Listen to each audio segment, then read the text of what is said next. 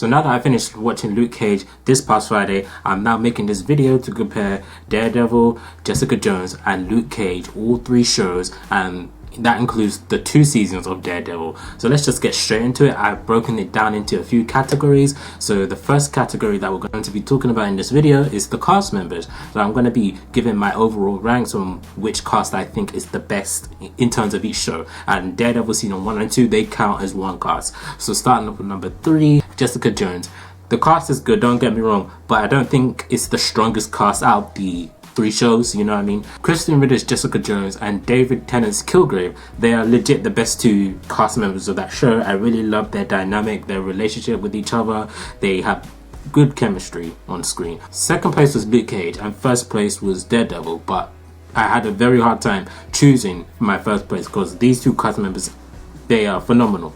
But ultimately I went with Daredevil because I just feel that I'll give the slight edge because, don't get me wrong, Luke Cage, strong cast, but we have 2 seasons of Daredevil, including the Punisher, John Berthel's Punisher.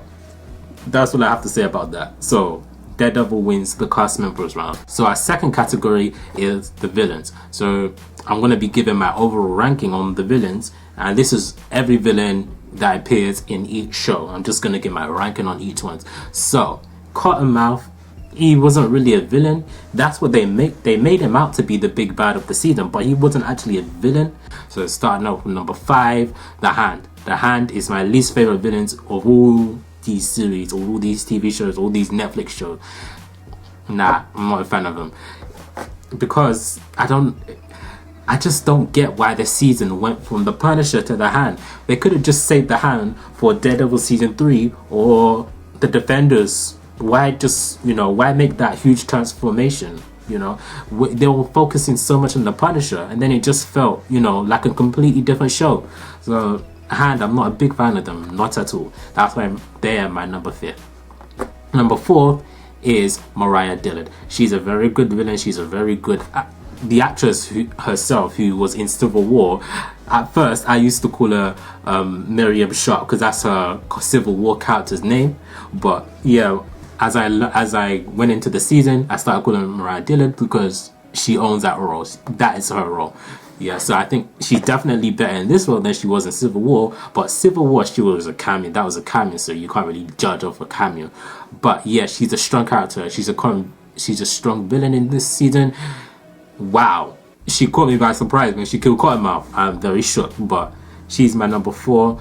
Number 3 is Diamondback. I like his motivation for why he's doing what he's doing. There's a very strong motivation, just like Zemo in Civil War. For me, what makes a good villain, one of the traits of a good villain for me, is their motivation. So that's why Zemo is one of my favorite MCU villains of all time, and Diamondback as well. He is legit one of my favorite villains in the MCU TV version, on the TV side of things, on the Netflix side, because his motivation is strong and he seems very scary as well. He's very scary, like he's very unpredictable. You don't know who he's gonna kill, you don't know what his next move is. Like, I was legit scared of that guy. So he is my 3rd. Second, Kingpin, aka Wilson Fisk. He was legit for a long time number 1, but nah, I moved him down to 2nd because I like number 1 so much.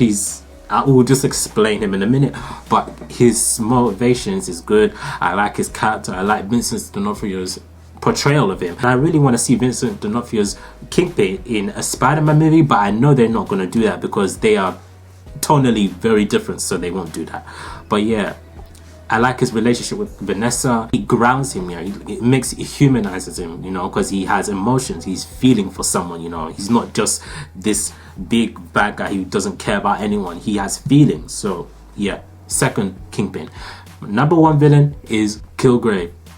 Well, I need to say that his powers are the main reason why he is on my number 1. His powers, if he wanted to, he could take over the entire MCU. He could become the president of the United States if he wanted to, and nobody would have ever known. Enough said. The final category in this video are the finales, and let me just go straight into this. My favorite finale of all 3 shows, including Daredevil season 1 and 2, is the Daredevil season 1 finale. I really like that finale. It was intense, it was engaging from start to finish, whereas the majority of the other finales, they were very underwhelming.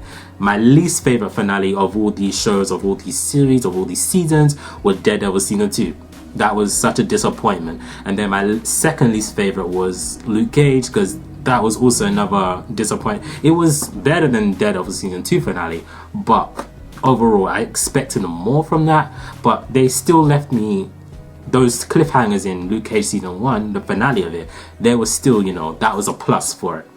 But so Jessica Jones season 1 finale, that was a very solid finale. But then again, I think Daredevil season 1 finale slightly outweighs the Jessica Jones one. I'm going to give my overall thoughts on which series I think is the best, which is the strongest, which is the least strongest. Don't get me wrong, all of these shows they're very good. They're very good. Their quality is so good. But my least favorite one is Jessica Jones. But there was a time where I said Jessica Jones was actually better than Daredevil. But then I watched both series again, and then I had a change of mind. In second place is tied between Daredevil season 2 and Luke Cage season 1. I legit can't choose. And the first one, my number one, is Daredevil season 1, but only by this much. So yeah, what do you guys think? Do you agree with me with what I say in this video? Do you not agree with me? Let me know what you guys think down below in the comments. Which series did you like best out of all of these ones? Let me know what you guys think. So yeah, hopefully you guys enjoyed this video. Share this video with your friends, like and subscribe to the channel, and I'll see you guys later for more videos.